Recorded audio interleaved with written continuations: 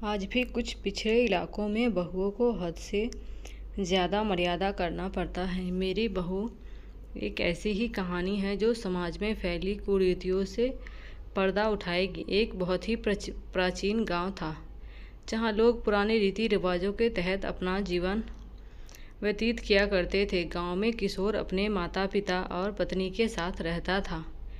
किशोर की पत्नी शीतल शहर की पढ़ी लिखी लड़की थी। इसलिए उसे गांव के रीति रिवाजों में ज़्यादा दिलचस्पी नहीं थी। फिर भी उसे परंपराओं के अनुसार गांव के लोगों के सामने सर ढककर रखना पड़ता था।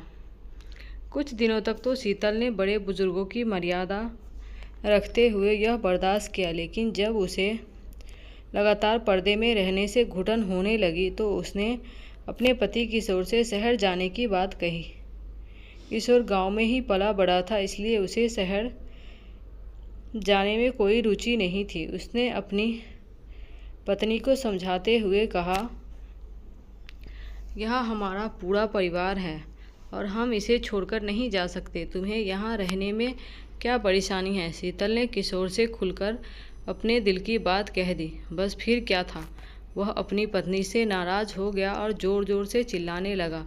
किशोर की आवाज़ सुनकर उसके माता पिता भी कमरे के अंदर आ गए और जैसे ही उन्हें सारा मामला पता चला तो उन्होंने भी अपनी बहू को बुरा भला कहना शुरू कर दिया। सारे परिवार की बातें सुनकर शीतल की आंखों में आंसू आ गए। शीतल को समझ में ही नहीं आ रहा था कि वह अपने पति को कैसे समझाए। इस घटना के कुछ महीने गुजरने के बाद एक दिन शीतल सुबह होते ही बिना किसी से कुछ कहे घर से निकल जाती है।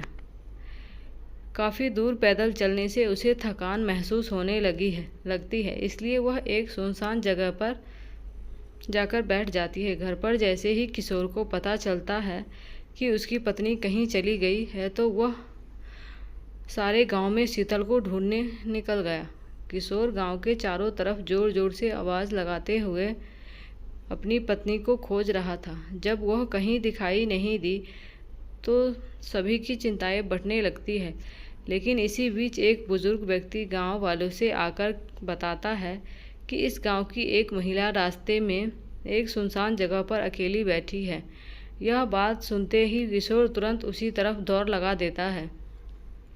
किशोर को भागता देख गांव के लोग भी उसके पीछे भागने लगते हैं। जैसे ही किशोर शीतल के नज़दीक पहुंचा, उसे देखते ही उसके होश उड़ गए, क्योंकि शीतल अपने बिखरे बालों के साथ मिट्टी से खेल रही थी। शीतल को ऐसी स्थिति में देख गांव वालों को लगा ज़रूर यह कोई भूत बला है जो शीतल के पीछे पड़ गई है।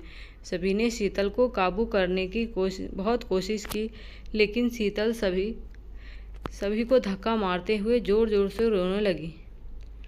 उसके रोने की आवाज़ किसी पुरुष की तरह लग रही थी। जैसे तैसे करके शीतल को घर लाया गया।